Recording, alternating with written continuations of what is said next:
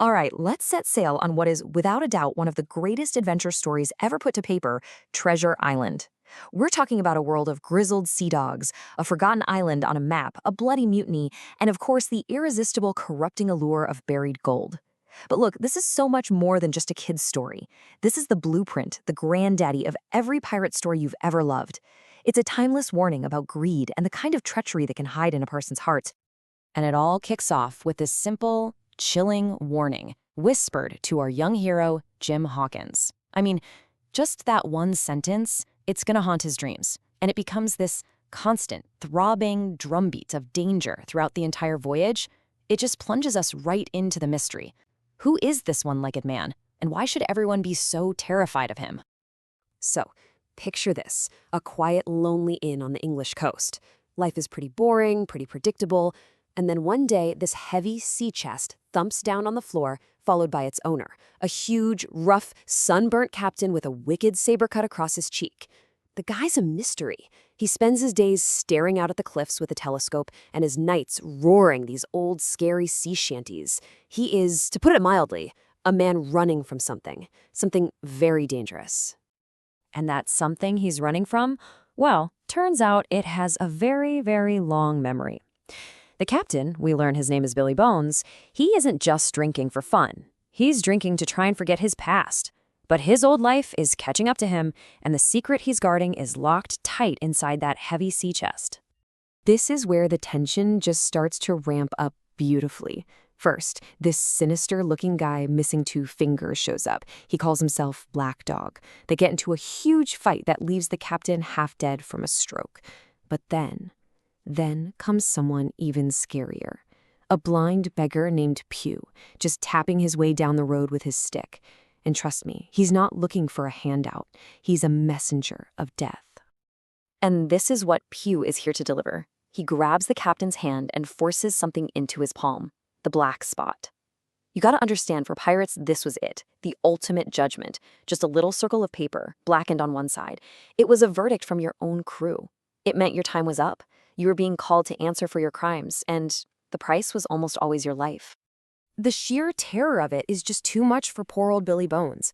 He screams that he has 6 hours left to live, and then he just collapses, struck dead by another stroke. And just like that, young Jim and his mother are left all alone in the inn with a dead pirate, and they know his vicious crew is on their way back to claim whatever's in that chest. The clock is ticking. So they do the only thing they can. They make a mad dash, break open the chest, and start rummaging through it. At first, it's junk. Just some old sailor's clothes, some instruments, a handful of coins from different countries. But then, way down at the bottom, wrapped up tight in oilskin to keep it dry, is a packet. And they just know, this is what the pirates are after. And this, right here, is the moment the whole world changes. Because inside that packet, it's not gold. It's the promise of gold. It's a detailed map of an island, complete with latitudes and longitudes. And on that map are 3 red crosses with the words, "Bulk of treasure here." This is it. It's a map to the legendary treasure of Captain Flint, the most feared, most bloodthirsty pirate who ever lived. The real adventure is about to begin. Okay, so they take the map to the local bigwigs, Squire Trelawney and Dr. Livesey. A ship, the Hispaniola, is bought and outfitted. A crew gets hired, and among them is a very charming, very friendly one-legged man hired to be the ship's cook. A man whose good nature is matched only by his incredible cunning. His name? Long John Silver. And this is what makes Long John Silver one of the greatest characters in literature. Jim, remembering that warning about a one-legged man, is terrified at first. But this Silver is, he's great.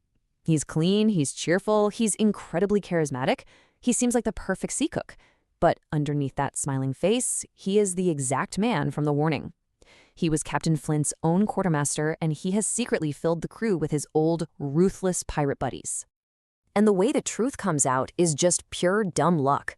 One night, Jim crawls inside an apple barrel to grab an apple and accidentally falls asleep. He's woken up when Long John Silver sits down and leans right against the barrel. And there, hidden in the dark, Jim hears everything. His blood runs cold as he hears Silver tempting the other men.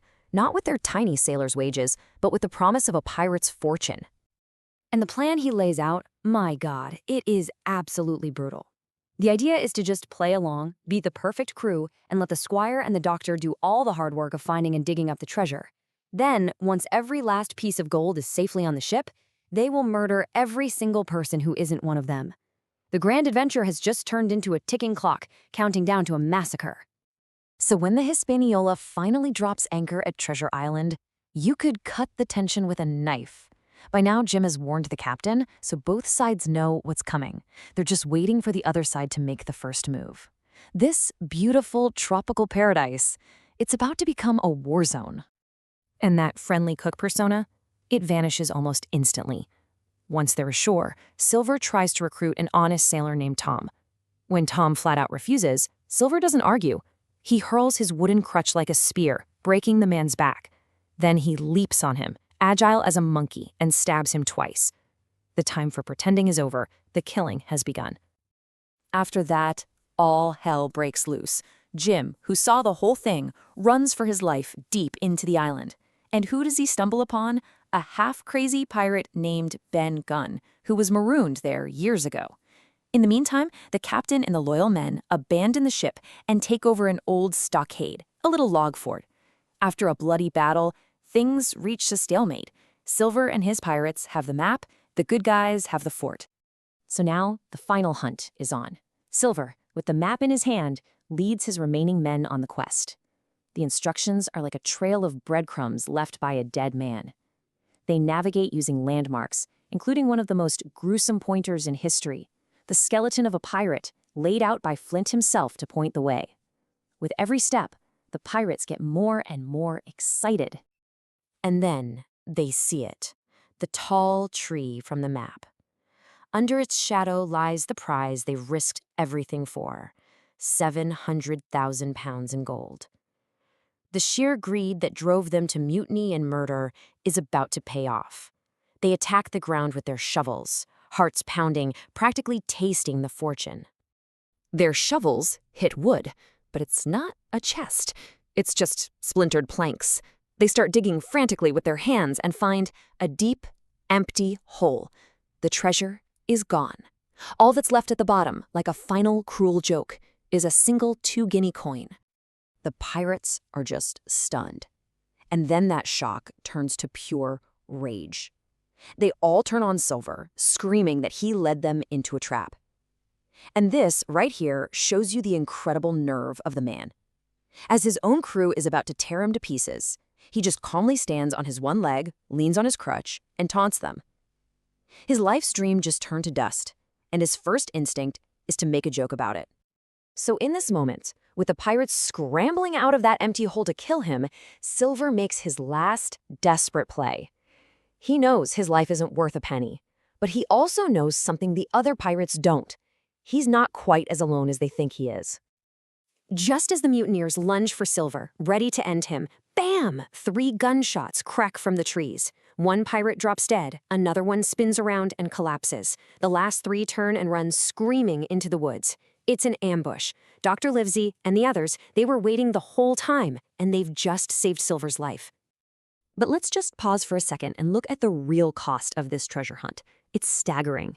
Out of the 19 men who originally sailed from Bristol, filled with hope and dreams of adventure, only 5 would ever see home again. As the book famously says, drink and the devil had done for the rest. This really shows you the brutal, bloody reality behind the romance of buried gold. So what happened to the treasure? Well, it turns out that Ben Gunn, during all those lonely years he was marooned, he found the treasure and moved every last piece to a secret cave. That's why the hole was empty. So the good guys get the gold and sail for home, with Silver as their prisoner. But come on, you can't keep a guy like Long John down. At their first stop, he slips away with a sack of coins and vanishes into history. And as for Jim, he's rich, sure, but he's haunted for the rest of his life by nightmares of the island and the sound of Silver's parrot screaming, "Pieces of 8." In the end, they got the gold, but the story leaves us with this one final nagging question. The treasure brought nothing but death, lies, and murder. It left even the survivors scarred for life. And it really makes you wonder, was the gold ever the real prize? Or was the real treasure just surviving? just getting away with your life and your soul intact. Could anyone who touched that gold truly escape its curse?